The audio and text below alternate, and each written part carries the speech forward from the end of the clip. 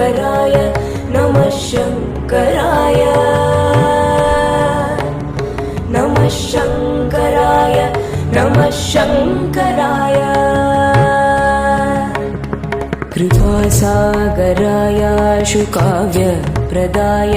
प्रणम्राखिलाभीष्टसन्दायकाय यतीन्द्रैरुपास्याङ्घ्रिपाथोरुहाय प्रबोधप्रदात्रे नमः शङ्कराय चिदानन्दरूपाय